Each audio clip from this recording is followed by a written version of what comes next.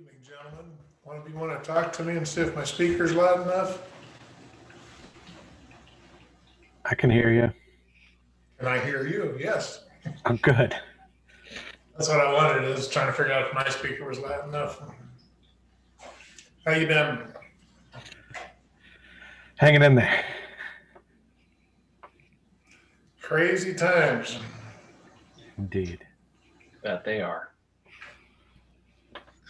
For some reason, I've been busier than most years. Haven't really had a break all year, so I don't really want to complain. On the other hand, getting worn out too. You could use a vacation, but of course you can't take an airplane, can't get on a boat. I'm thinking a staycation at home might be okay, but I'm going to take the week off between Christmas and New Year's. So. But I got to try to catch up on filing and get organized for next year. So.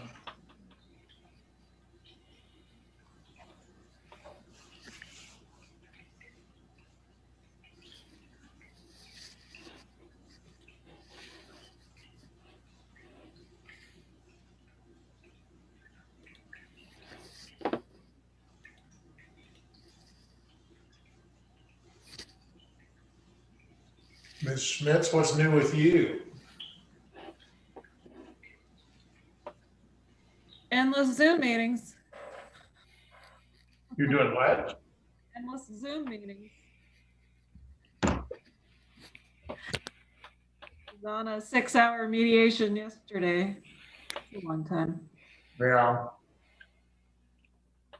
Yep, I've been busy too. It is good, but I'm ready.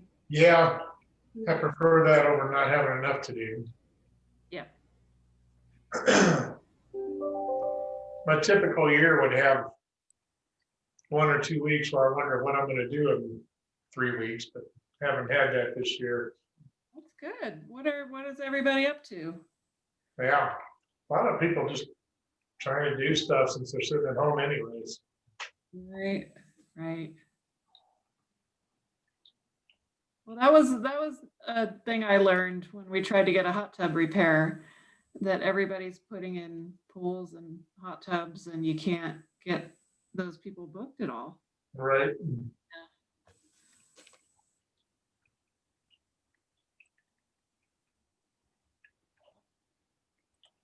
So John just glued off a pipe and we're hoping for the best.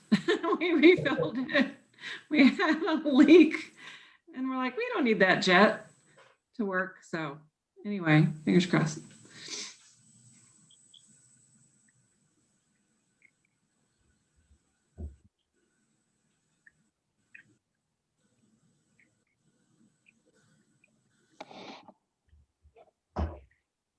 Yeah, I just feel fortunate enough to be working, I guess is the best way to put it.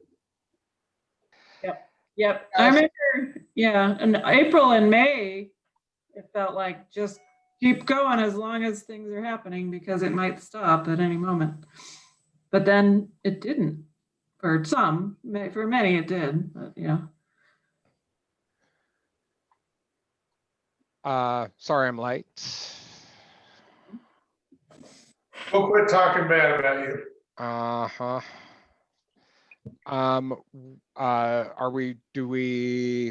Sorry, trying to get my stuff together. Shelley, how many board members do we have? We have 5. We can start. Okay. Perfect.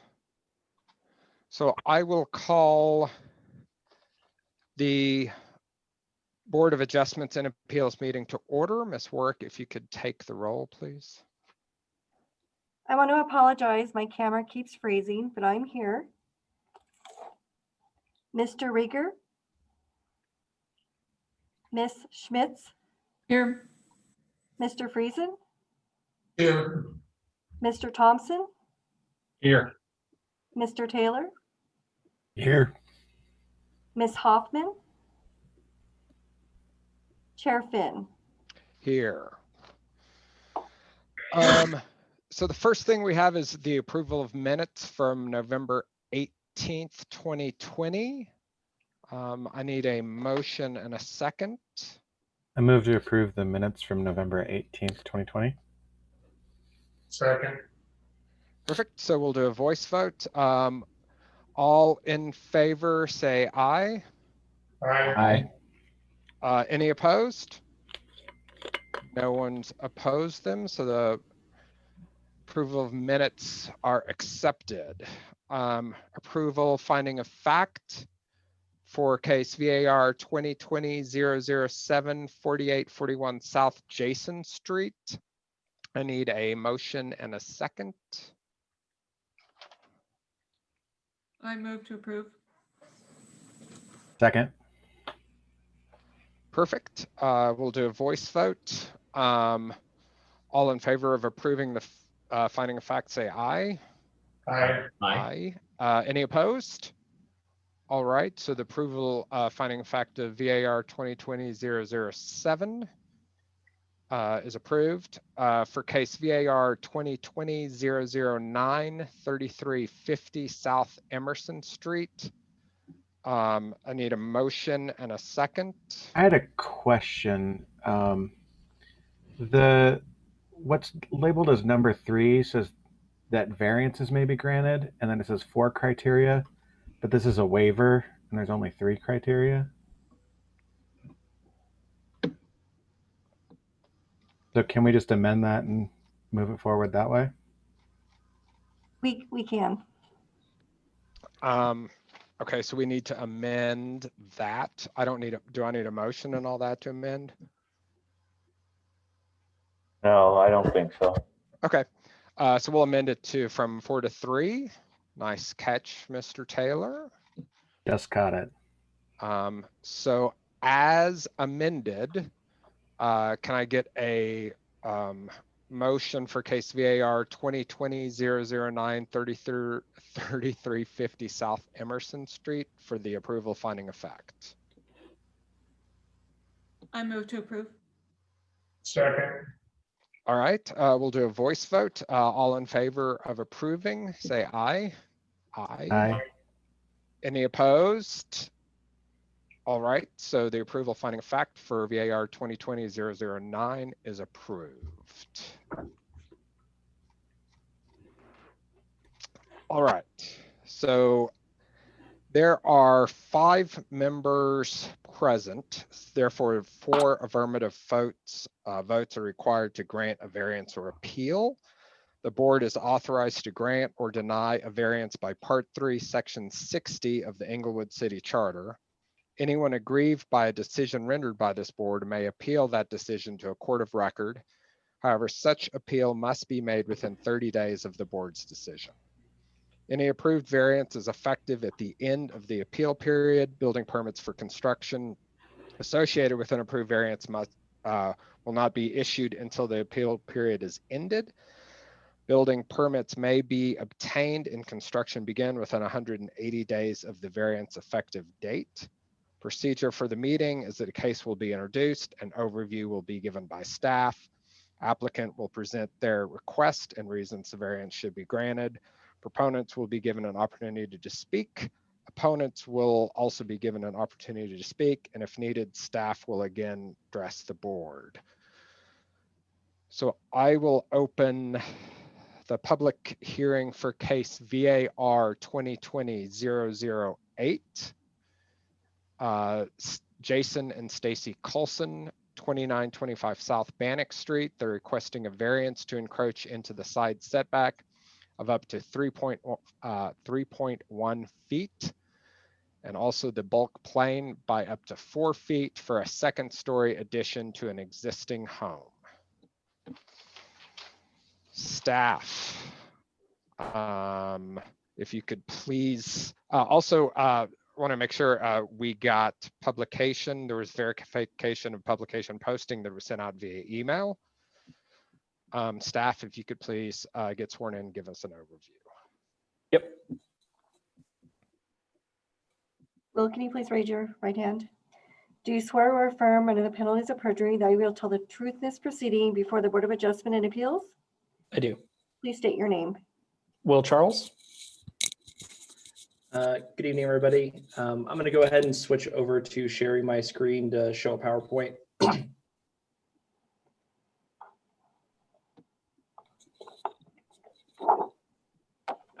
Let me know if someone can see that. Cool. Sounds good. All right. So as stated, the first item on the agenda is VAR 2020-008. This is for 2925 South Bannock Street. The applicants are requesting two variances. One is a side setback by up to 3.1 feet, and then a bulk plane variance for up to 4 feet for the second story addition to an existing house. This is a variance disables 1661.1 and 1661-G of the England Municipal Code. So the subject property is a standard 6250 square foot parcel with an existing 1,840 square foot single family residence, as well as what appears to be about a 2-car garage detached in the back. What the applicants are requesting is a variance to add an addition to the top of their home, a pop-top addition, to keep a consistent side setback line with the existing structure. Because of the location of this house to the side property line, they're requesting basically a comparable bulk plane variance along with the side setback variance. So the intent being that, if this house was pushed further away to where the current setback is, it would meet that same bulk plane, if that makes sense. Go ahead and go over to their elevations. So as far as the 4 criteria that this variance needs to meet, the first criteria is unique physical condition exists, such as size, shape, location, topography, or surroundings which are peculiar to the land or structure involved, which deprive the applicant of privileges enjoyed by other properties in the vicinity. The uniqueness of this property is where the historical house is located. It's located with ranging between a 1.9 and 2 foot setback from the side property line as it's currently constructed. This would require them to put a 3-foot jog into the second story of the home if they were to construct it to the current setback.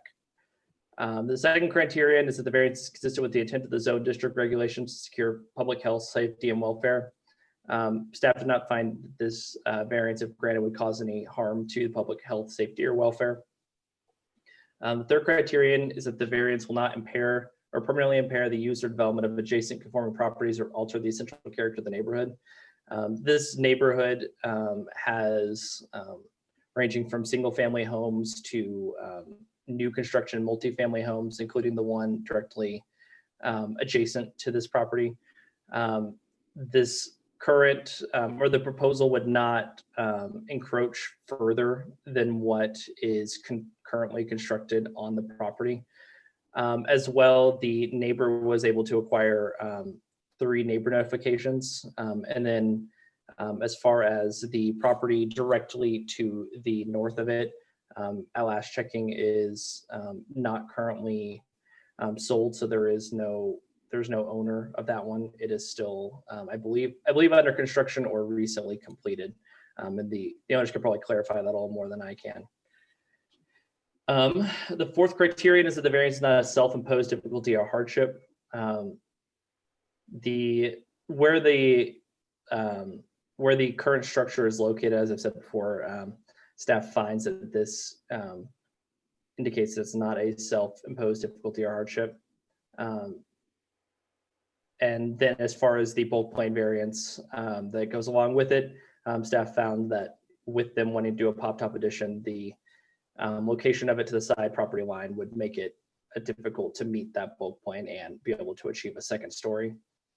The community law department recommends that this variance request be approved for the reasons stated above, and then I'll be happy to answer any questions that you might have. I'm going to go ahead and stop sharing my screen, but if you guys need me to go back to anything, let me know.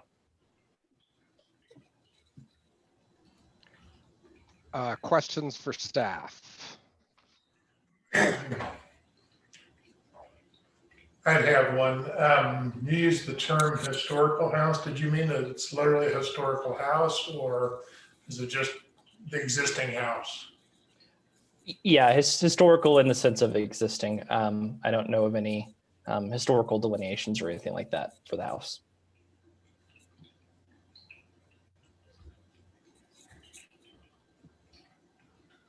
It appears that there's a two-story addition behind it. Do you know when that was built? I am not aware of when that was built. The applicants would probably know the answer to that one.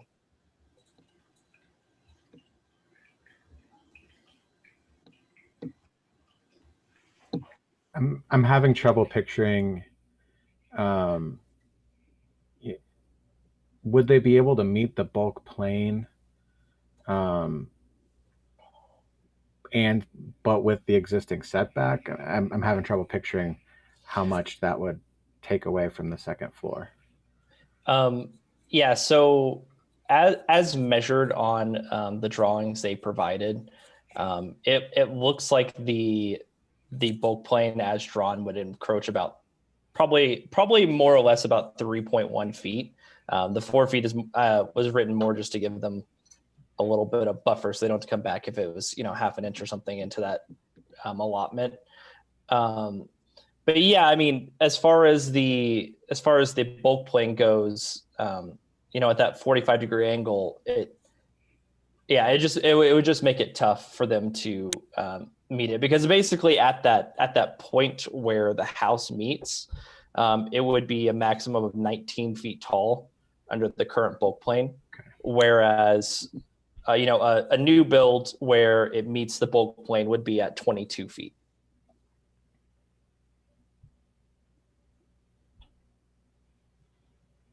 Could you repeat that again? Yeah. So the house currently, or the house currently is 3 feet into the side setback. So meaning that the house is going to meet that bulk plane 3 feet closer than where it normally would. Right. So the point at which the bulk plane meets the house, that the current house is 19 feet high, whereas where it would meet with a 5 foot setback would be 22 feet. And the current house, is that contained within the bulk plane, the existing peak of 126? I would be hard pressed to think that the back portion, the second story, and I have a picture of the existing house I can pull up. I didn't get to that slide. Let me share my screen one more time for you. So the back portion of the house, I think, would be hard pressed to have met that bulk plane, but it certainly could. I didn't look into that too much, but I would think it would be in the bulk plane.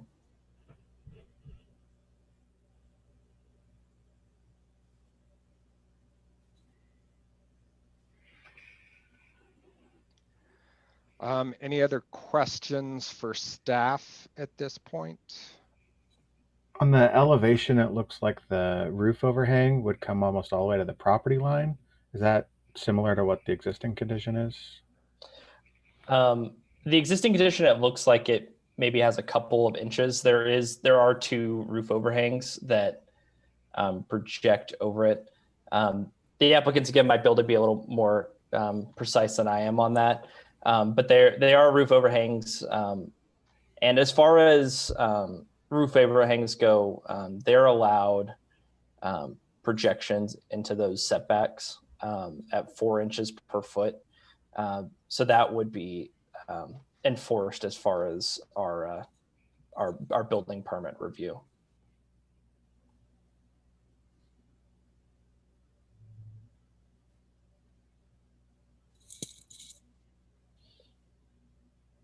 So you don't know how tall the back building is? I know, I'm not sure of how tall the back building is. Okay.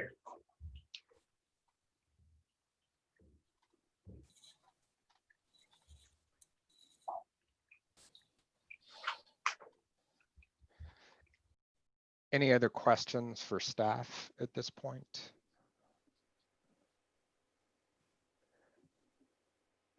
I think we might be done with you for the time being, Mr. Charles. Already. If the applicant could please come forward to testify in the case. And if you could state your name and address to the secretary who will administer the oath for the case. My name is Jason and Stacey Colson. We live at 2925 South Bannock Street, Inglewood, Colorado, 80110.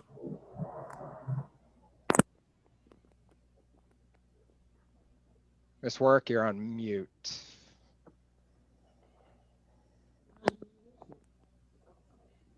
Mr. and Mrs. Colson, can you please raise your right hand?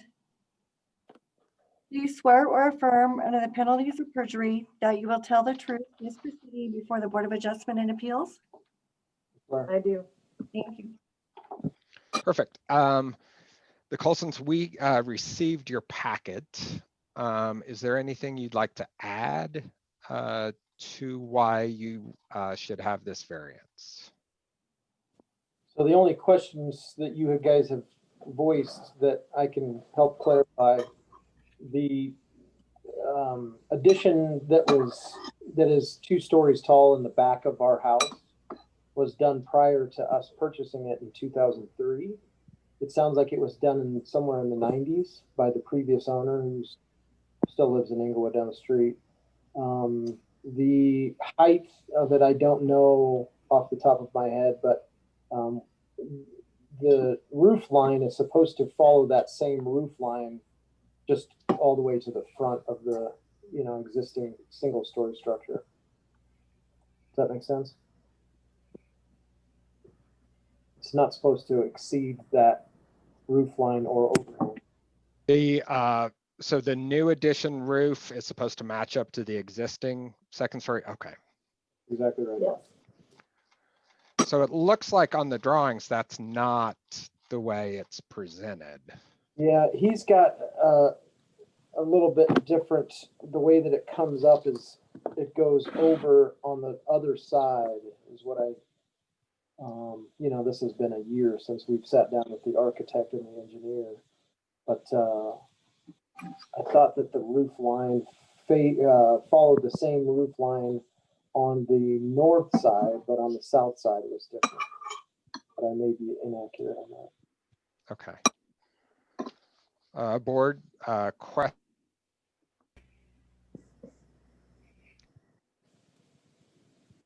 Does the board have any questions for the applicant? Oh, on the north side property line, it looks like there's pretty much no setback at all. Is it, how far is it from the neighbor's property line? We currently are, I think, about 2.5, 3 feet from the property line. The new addition or the new construction that just went in, they're offset, quite a bit more. I think it's probably closer to 5 feet, but I'm not 100% positive on that. Oh, okay. That fence, What's is going in to theirs. the north there? they just mowed down the house and built 2 towns. Okay. So that's flex. That's it. That's 3 stories tall. And that's a neighbor notification you didn't get because it's just developer now? Yeah. Okay.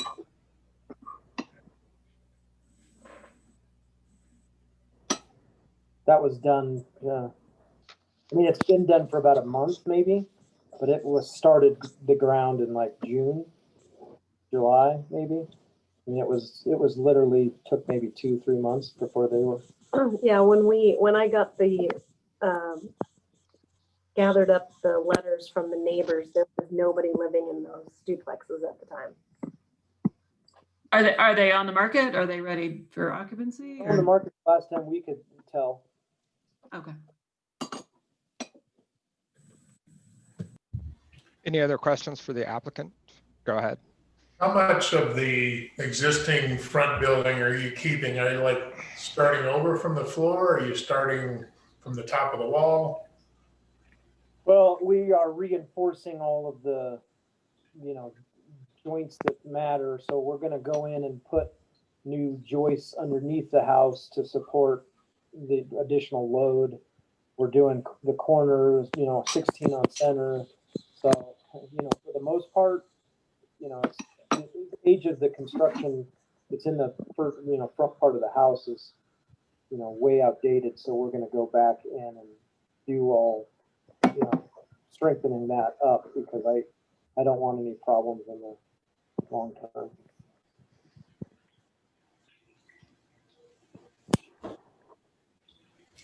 Any other questions for the applicant? So I've got, so on the first floor, I'm just curious, looking, so it looks like there's 1.9 feet from from the existing house to the property line. Okay.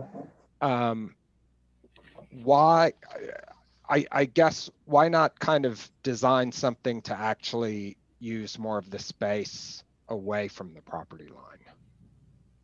We're following the house line from the construction that's in the back already, both the 2-car garage as well as the addition that's 2 stories tall in the back.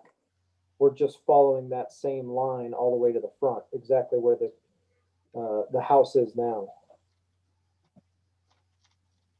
We're not constructing new house that would be, you know, 3 or whatever feet over to the south.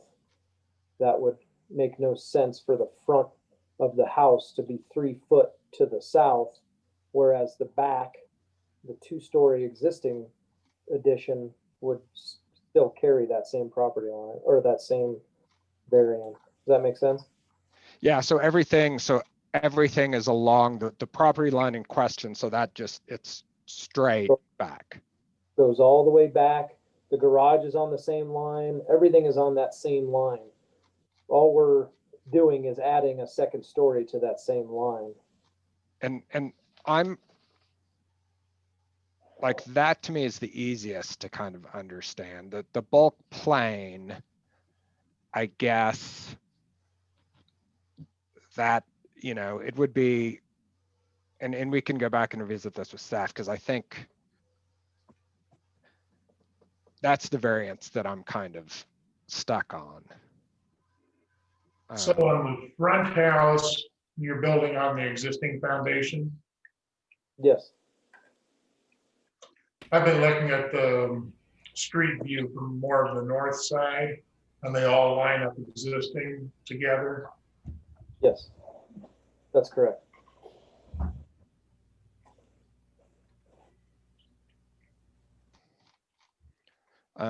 Any other questions for the applicant at this point?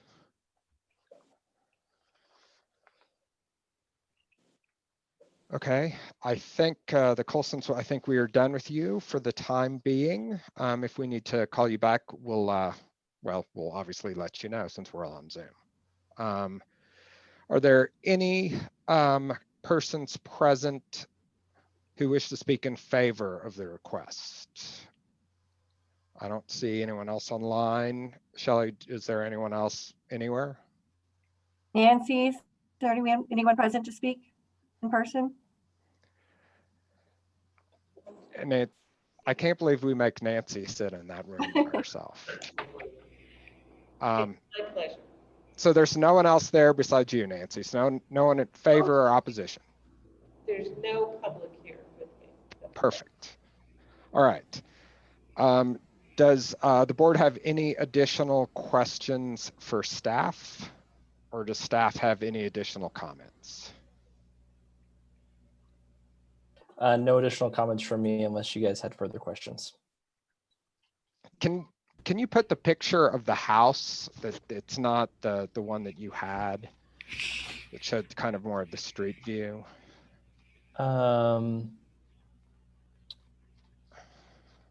This picture? Yeah, so that's.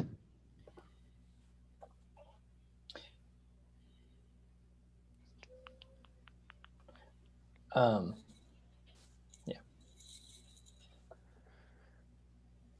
You know, and while y'all were commenting on, or asking questions about the bulk plan, I did a little more measuring on this elevation picture. So where the house is currently, it looks like they have their level 2 on this starting at 112 feet 1 inch, which would put it where in the amount of space they would need between, to get to the ceiling and then the roof and then, all of the shingles and everything like that, 7 feet 11 inches. So whether or not, they could probably do it with a slightly lower bulk plane allotment, I think it would be hard to do any form of second story that would meet code and that could avoid a bulk plane variance. And we don't have a picture of how, like, the townhouses next to it are 3-story. I think that was said. I am not sure. I can tell from this picture there are at least 2 stories. I just did a search for any realtor type pictures and nothing seems to be up. I don't know if the applicant would have anything.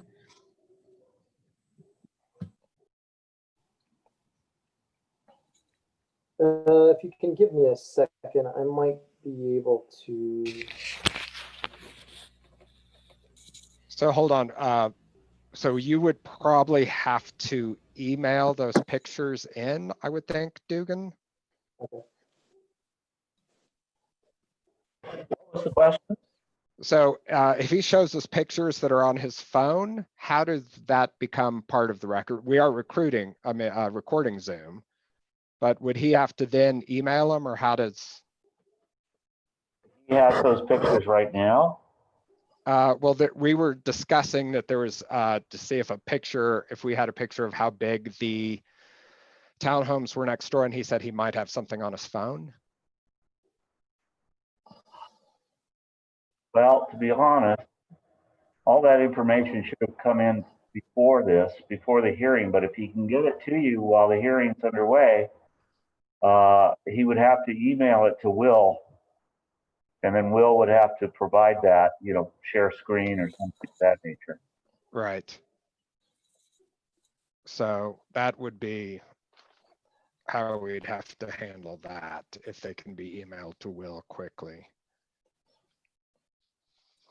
Yeah, that's fine. I'd be happy to do that if they came through to me.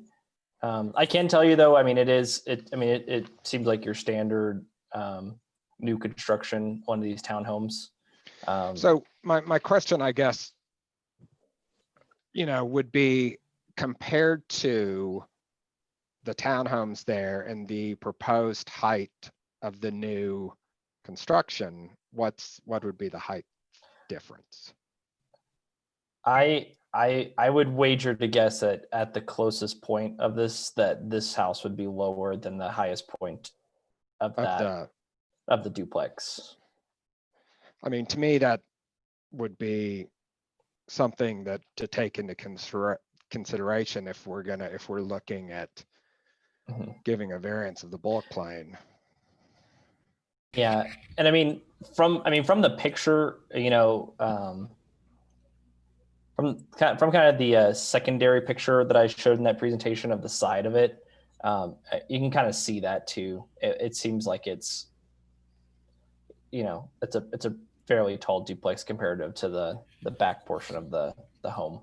So was that duplex approved before the bulk plane requirements were in the code? No, I imagine that duplex meets the bulk plane. Okay, it's far enough away. Yeah. Could you put that picture back up one more time? Sorry, of the house.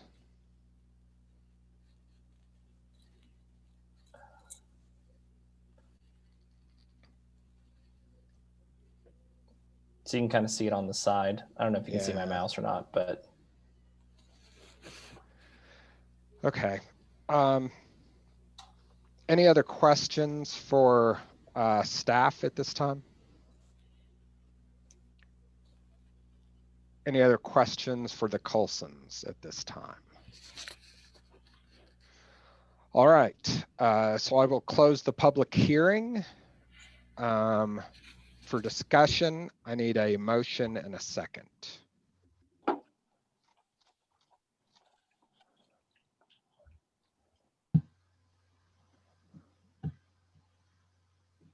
me? Okay.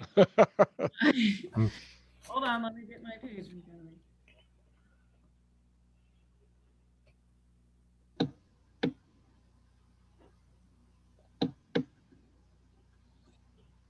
I move that we approve variances to encroach into the side setback by up to 3.1 feet and the bulk plane by up to 4 feet for a second-story addition to an existing house located at 2925 South Bannock Street. This is a variance to table 16-6-1.1 and section 16-6-1-G of the Inglewood Municipal Code. Second.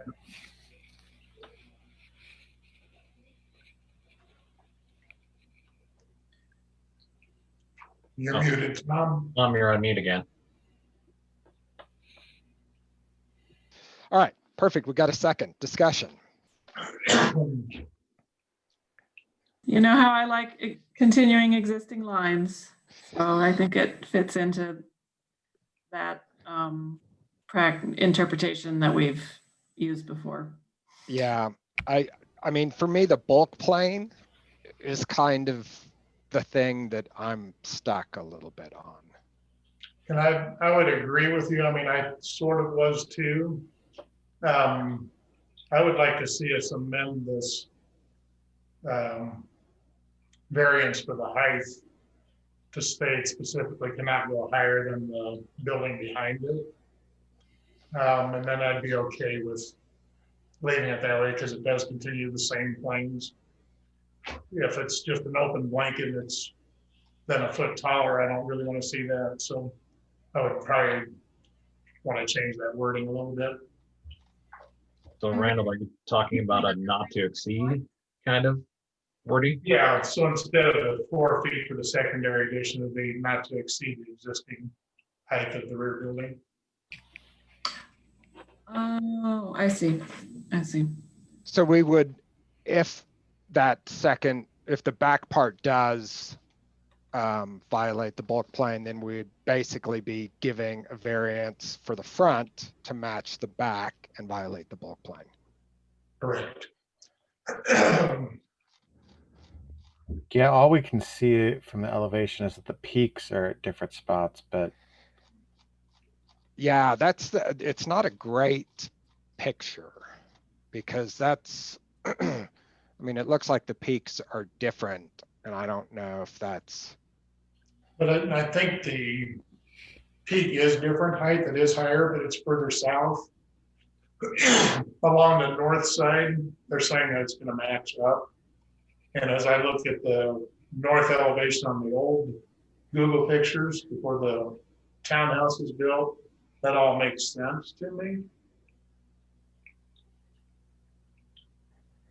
Yeah. I think part of it is the difference between 2D and 3D, being actually seeing it there versus trying to do on a 2D drawing. I think that's because I was trying to figure that out too in my mind.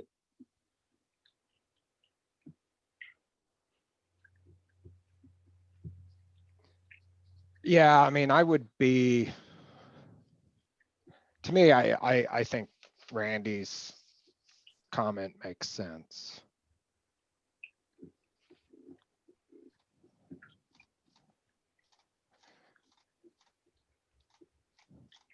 Any other thoughts on that or considerations?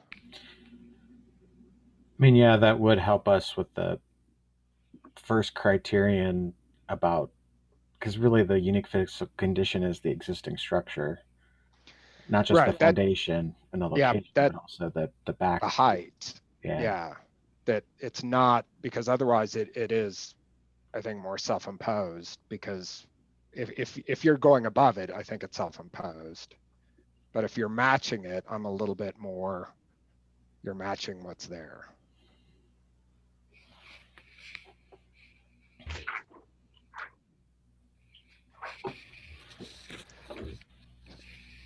So any other thought? Oh, go ahead. Well, I was gonna say I'd move to reword that variance a little bit if we're ready to do that. All right, so I have a motion to, do we need to vote on the existing motion, or do we can amend a motion that's on the floor?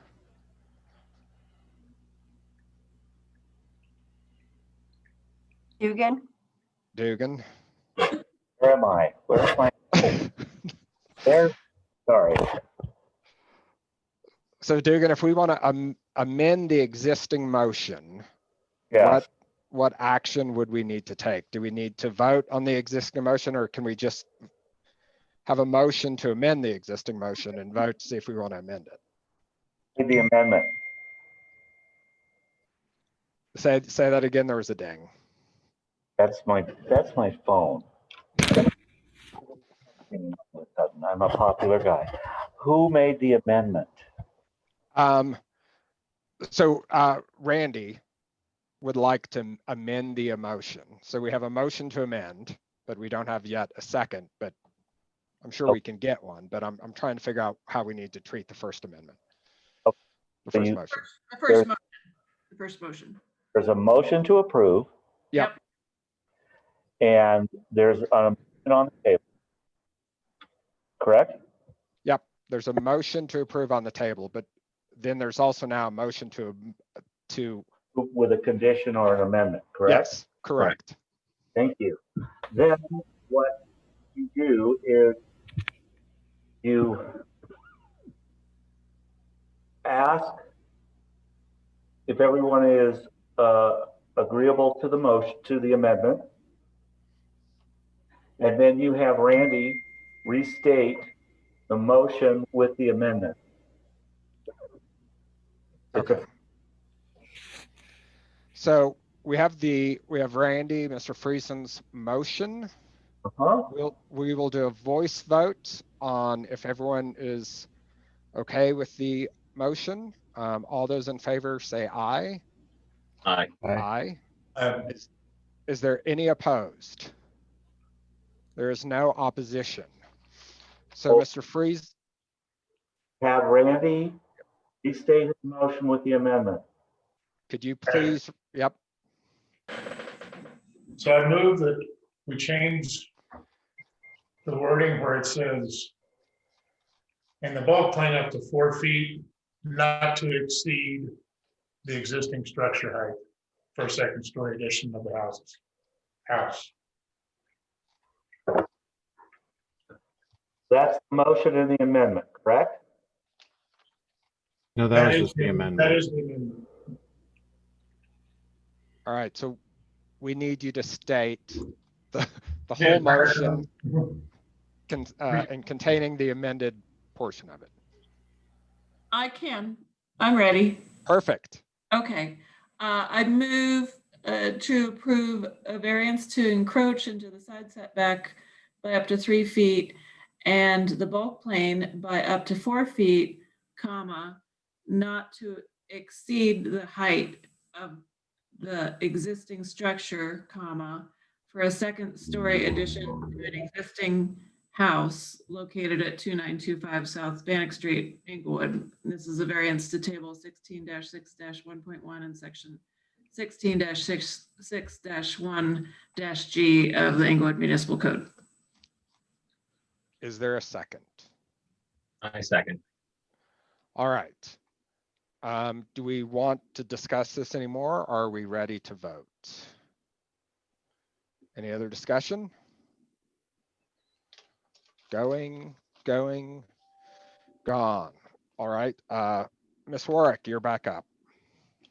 okay, Ms. Schmitz, Okay. I vote yes. Let's see, let's look at the first criterion that unique physical conditions exist, such as size, shape, location, topography, or surroundings peculiar to the land or structure involved. In this case, there's an existing building that was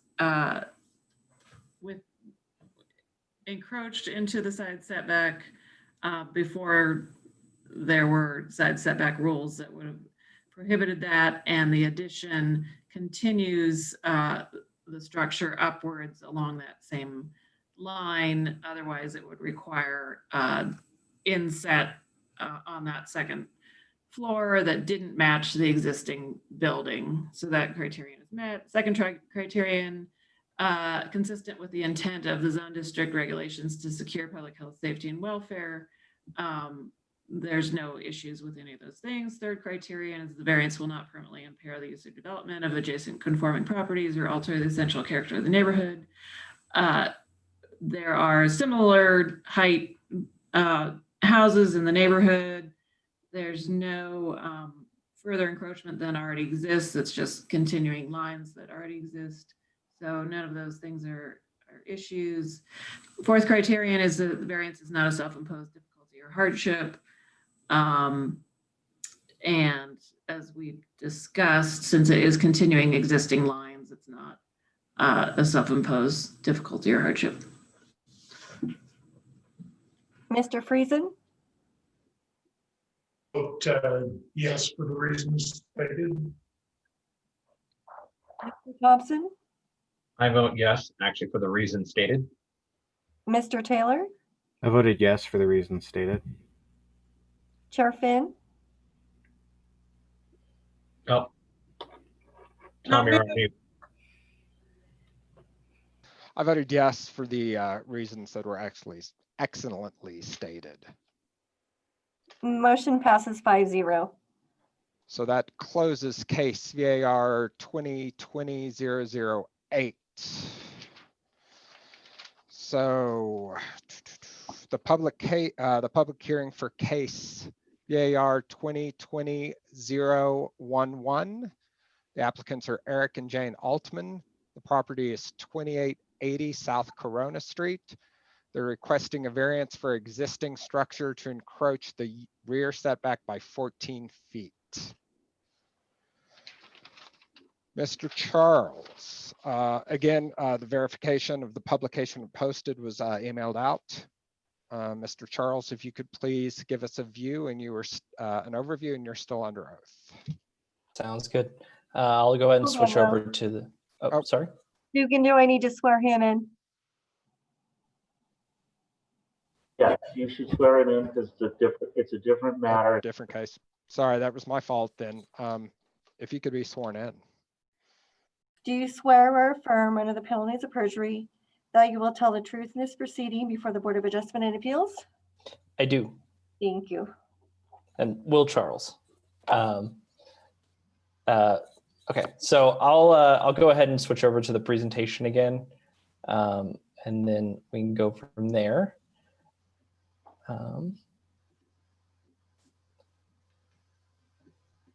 Okay, can everyone see my screen? Yes. Okay, perfect. So this is VAR 2020-011 for 2880 South Corona Street. The applicants are requesting a variance for an existing structure to encroach the rear setback by 14 feet. This is a variance at table 1661.1. To give a little background on this property, it's a little unique in that it has an alley that runs along the side property line of it, rather than traditionally along, the back of the property. The property itself is a 9,525 square foot parcel with a 1,005 square foot single family residence and about a 1,084 square foot garage. The garage was originally a 460 square foot structure that had an addition put onto it of 624 square feet. If you're looking at this picture, the original one is the one more to the west or the left of the picture, and then the addition is the part that kind of jogs a little bit south and to the right. This 1,084 square foot garage was constructed to meet the detached setback garage requirements. Additionally, this garage was also constructed with a variance that was done. I don't have the number in front of me, but a variance that was done recently to go over the 1,084 or the 1,000 square foot maximum for garages on a property. That variance was approved by the Board of Adjustment and Appeals. Additionally, and the applicant probably can go into this more once we get to them, but 460 square foot historical or, original portion of the garage. When the original owners were remodeling and adding on to the primary house, they used it as a sort of pseudo external living area for the property.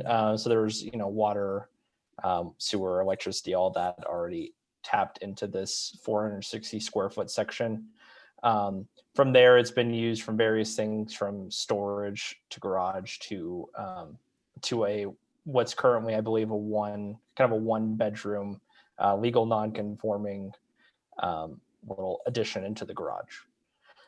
From there, what the applicants are proposing is to construct an addition that would connect the primary house to this existing historical original portion. Try not to use the word historical, but this original portion of this 460 square foot garage.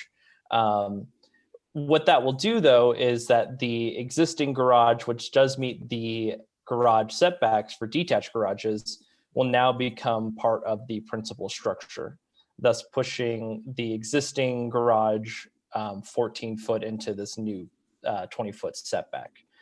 So no portions of this addition they're proposing are going to be encroaching any of the setbacks. It's purely the existing part that would now be hitting a new setback. So again, the criteria for variances, the first being that a unique physical condition exists, such as size, shape, location, topography, or surroundings, which are peculiar to the land or structure involved, which deprive the applicant of privileges enjoyed by other properties in the vicinity. The historical portion of the garage is currently being used as a legal non-conforming bedroom and bathroom, as I mentioned before. The variance would allow the owner to connect this bedroom to the home and eliminate a non-conformity that we have in the city. The proposed change will also allow for the owner to maximize the potential of the existing structures on the property. This guest bedroom would then be connected to the home, which means that they don't have to walk outside in the elements to get from this bedroom to the rest of the home. Second criterion is that the variance is consistent with the intent of the zone district regulations to secure public health, safety, and welfare. This variance of grant would not create any public health, safety, or welfare issues that staff could find. Third criterion being that the variance will not permanently impair the use or development of adjacent conforming properties or alter the essential character of the neighborhood. This neighborhood is composed of single-family residences, and this proposed addition would not impair current or future properties. Additionally, 8 neighbor notifications were submitted from a large number of the neighboring properties, or maybe there's 7 from my new counting up there. I believe there was 8 though. Additionally, the fourth criterion is that the variance is not a self-imposed difficulty or hardship. The addition that they are proposing is what's causing a change in the setback for an existing structure. And this existing structure isn't in the scope of the permit that they're applying for. Additionally, this addition would allow the 2 living spaces of the home to be accessed without the need to walk outside and combine them into one. For these reasons, staff is recommending approval of the variance, and I'm happy to answer any questions you might have.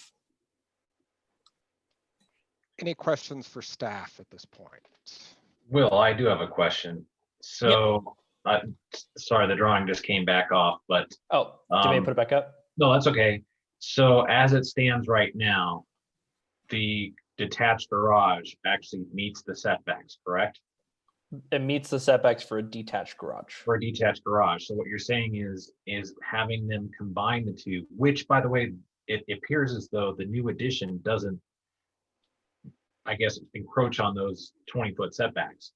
Correct. But it's only because it's changing kind of, I guess, definition that Right. now the attached garage encroaches. Yeah, Okay. if anything is attached to the principal structure, it has the same setbacks as a principal structure. I wanted that clarification in my mind. Yep. Any other questions for staff? The applicant mentioned something about an alley running in a weird orientation. Is that? Yeah. Could you, yeah, hey, could you put back put the picture back up? That might help. Yeah, let me go back on this. So if you can see between the 5 kind of green rectangles of the neighborhood identification to the north, and the yellow rectangle, which is the house in question to the south, that portion in between is their alley. And I do have a picture, I believe, of the property, and you can kind of see it on the left side of this. So here's the house with that alley kind of running to the left of it.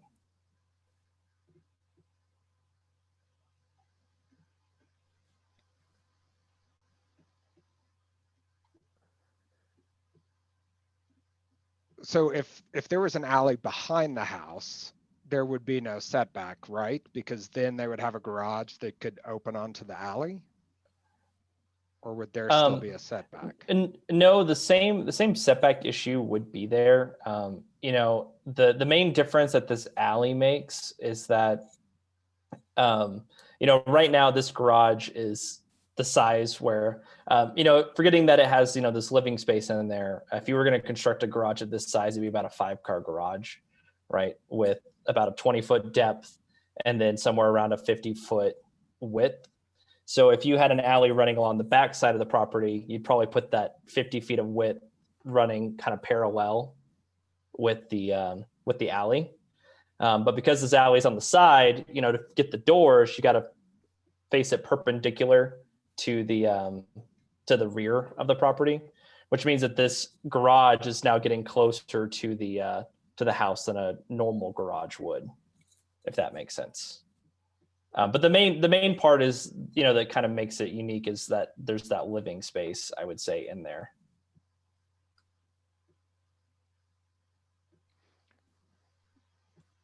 Any other questions for staff at this point? So this, if I'm reading the drawing correctly, this brings them pretty close to the max lot coverage for this zone district. It looks like the calculations are 32% and the max is 35. Correct. Okay. Yep. There's a little fuzzy. I just wanted to be sure. Yeah. Yeah. And that will be, you know, for sure verified as well to make sure it meets all of that during the building permit phase. But the calculations did look correct on that. And so the concrete, what's listed as the concrete block garage, when was that built? I'm not aware of when the I'm not aware when the historical or the original 460 square feet was done.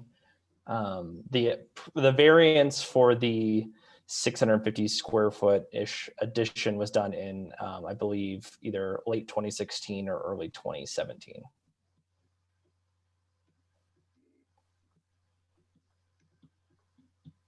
Any other questions for staff at this point? I don't think there's any other questions for staff. Thank you, Mr. Charles. If the applicants could please come forward to testify, please state your name and address to the secretary who will administer the oath. Hi, Eric and Jane Altman, 2880 South Corona, Englewood 80113. Can you raise your right hand, please? Do you swear or affirm under the penalties of perjury that you will tell the truth in this proceeding before the Board of Adjustment and Appeals? I do. Thank you. Hi, Altman's. So we got what you had in the package for us. Is there anything you'd like to add on why you should be granted this variance? One small note, the 8th letter that Mr. Charles referred to was the house right behind our house, the one that borders the setback in question. And so there were 8 of them, and they were good with this whole idea too. Not really, I think you've heard it. We love our little house. It was shocking to see the image that was just put up. That's how we bought it, and it looks very different now. We've made almost a pastime out of working on our house. So we're hoping you'll agree with us and we can move forward. Any questions for the applicant from the board? Randy? Did you consider any other locations for this addition that wouldn't connect it to the garage? Yeah, we had a few thoughts, but for the cost that it would run to do other options, we decided this was really the best. And we really like the scale of our home, and we don't want to change that feel about it. It was built originally as, it's a pretty small house, 1,200 square feet. And we don't want to change that and make it do any inappropriate, or what we feel is inappropriate, out of scope changes to it. And I believe that original was garage. And I don't remember where this came from, but where we got this number, but the garage was built in 46. And the man and the woman who built the house actually lived in the garage as they built the house. Okay, so that's the back, what is listed on the drawing as the east garage and guest house? Yes. Okay. So I have a question about how much of the garages are actually residences. Is it just that 1946 building and then the piece behind it is garage, or how far back does the residence go in the garage? I'm sorry, that last bit, how far back? So I'm trying to figure out how deep in your lot the residential part goes into the garage. Is it just the first building, or does it go into the addition from 2016? No, just the first building. Okay. And so I think I remember you guys for the other variance. What was that variance granted for? We went over the an external building or auxiliary building, I can't remember the exact language, by 85 feet. Okay. So we built a 2-car garage, which continues as our garage. Okay. And so we needed to, we went a little bit more than code. So what part of that was built in 2016? All of Like, it, on all the of the new garage, the 600 and, I think you said 650 square feet. And frankly, I don't recall what that was exactly. And so that was built, and that's the thing, and that wall of the garage is new that came within 6 foot of the property line? Correct. Okay.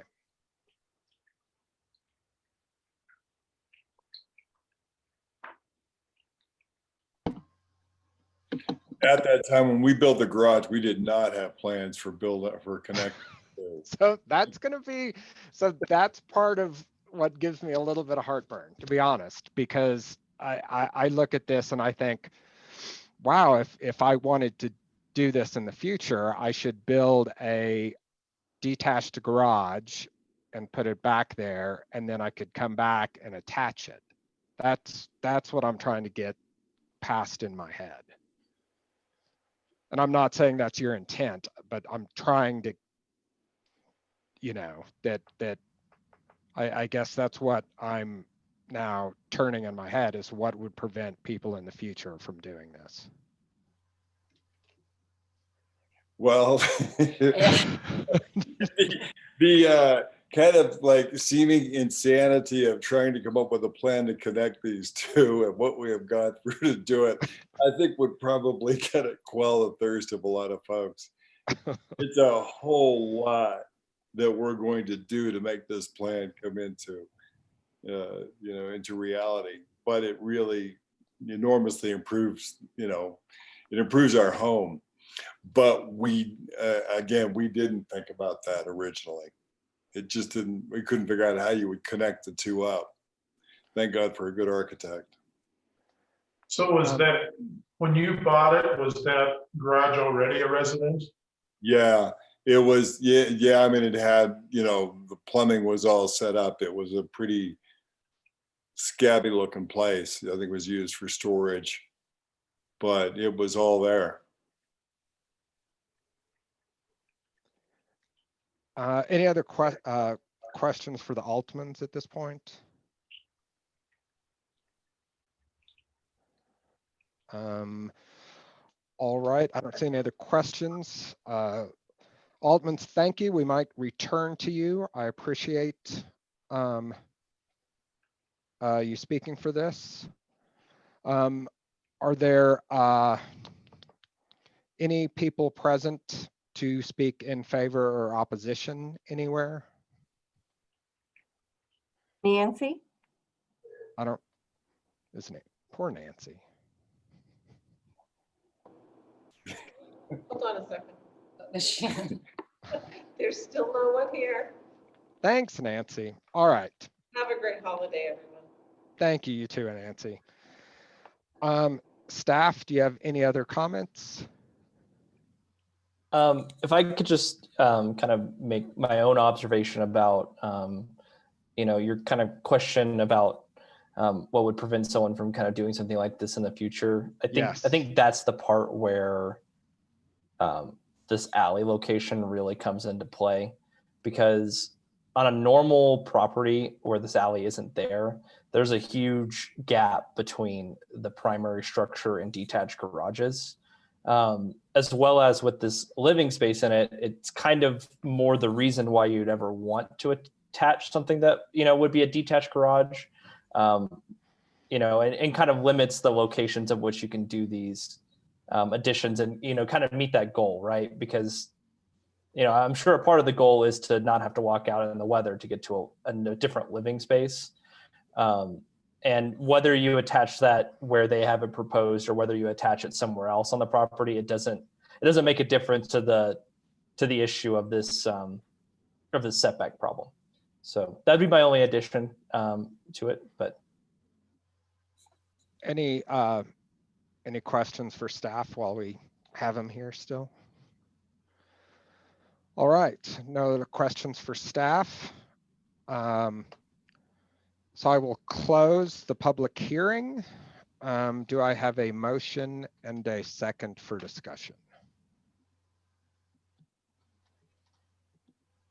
I move to approve the variance for 2880 South Corona Street, where applicants are requesting a variance for an existing structure to encroach the rear setback by 14 feet. This is a variance to table 16-6-1.1 of the Inglewood Municipal Code. Second. All right, discussion. I'll piggyback on what Mr. Charles was saying a little bit. This is one piece of the code that has bothered me for quite a while. I actually tried to attach a house to a garage with just a breezeway and ran into the same code item. I've told the planning department here recently, as they're looking at zoning, that the goal of this is to not have a residence so far back on the building, on the site. And if you attach it, it's not any closer to the back of the property, the residential part. And so they ought to do the garage and the residence separately, even if they're attached. And that was kind of why I asked the question about how far back this existing garage, how much of it's residence. The residential part's still 25, 30 feet from the back property line. So right. It makes a lot of sense to me. And I agree with Will too, and you, Randy, in the sense that I think this property being at the corner that it is and where the alley is located, for instance, I have a garage in the back of in my backyard, but it's 25 feet away. In order for me to kind of join the two together, it would be a huge undertaking. I think this property kind of caters itself to that angle on the garage versus the angle of the house, the 90-degree, with the, I guess, what's the best way to put it, the proposed kind of joining of the two. I think it actually makes one concurrent structure make sense in my mind. And this is like the only place, this is the best place to put an addition where you're not really changing the character of how the lot's used at all. Like, this just seems like the logical place to put an addition to the original structure anyway. the fact that it connects it. I mean, sure, you could like jog it off to the south, but yeah, it just seems like this is not going to impair anyone else's adjacent properties. So how is it not self-imposed?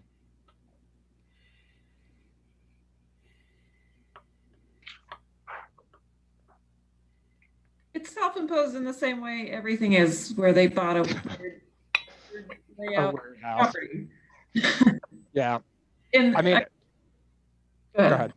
No, I think I agree with you. I think the side alley makes a difference, and I think that the original little garage and living structure was built in 1942 or 6, I believe. Yeah, I mean the original structure there on the lot that is now attached to the garage. I mean, you could have built a garage on that lot, but if that structure wasn't there, it's kind of all these ifs, but that original structure, the location of it's kind of the linchpin of how it's not self-imposed. That was there, and then that informed where the garage had to go. So that's where I'm getting on that. To sort of address what you were asking about earlier, Tom, you know, if they did come and put this addition on before they did the garage, then they would have made them separate the garage, the existing garage, and then a new garage by 6 inches, and they would have met code. Well, I agree with you. I think this is something that perhaps the city should look at, since they're in the middle of looking at it. Yep. So any other discussion? Are we ready to vote? I think we're ready to vote. Ms. Warwick? I'm going to suggest that we start with Randy. Ms. Warwick, if you could vote, and I think maybe start with Mr. Friesen. Let's do alphabetical, except I can't go. So. Mr. Friesen, I vote yes. The first criterion is that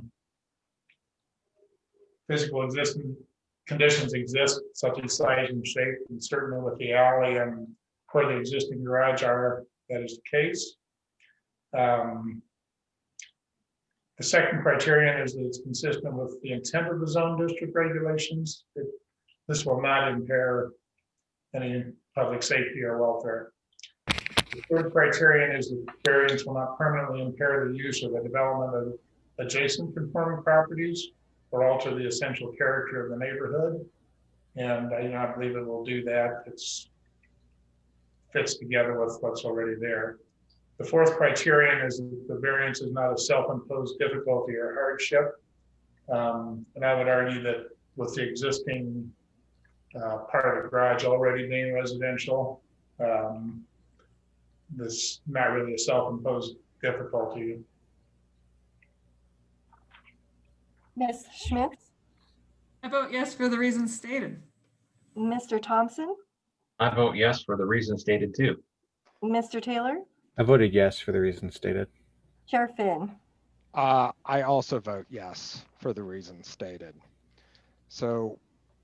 Motion passes 5-0. Perfect. So case VAR 2020-011 is closed. Staff's choice. All I'd like to add is happy holidays and prepare for a January meeting. We will have one case for it. Thank you for keeping it to one case. I do my best. Is it a fence case? Can we get back to like easy fence cases? I won't lie. I've been on vacation for a couple days, so I have no idea what it is. All right. Dugan.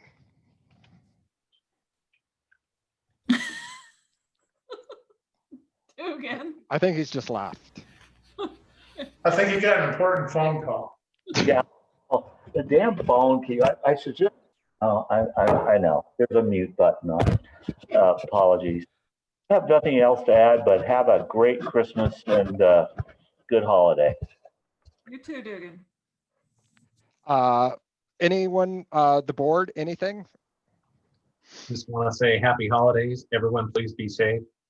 Yes, absolutely. And Yeah. at some point, I think now I owe like 3 Christmas parties, get-togethers. So we'll keep tolling that. It's gonna be a heck of a party. I know. That's maybe at that point we can be back outside with people again, and we can just have a soiree in somewhere. Yeah. Yep. Say again? June. That's Yep. fine. June. Yeah. Yep. That's can't get here soon enough. All right. Well, I hope everyone has a wonderful holiday season and it gets to enjoy friends and family from a distance and is safe and healthy. And we will see everyone in January. I appreciate, again, everyone's time and volunteering for this board and everyone's discussion and especially staff's work and Dugan putting up with us. So, and Absolutely. Shelley and Nancy, poor Nancy that we make it. Nancy. All right. Thanks, guys. Thank you, guys. Thank you. Yeah.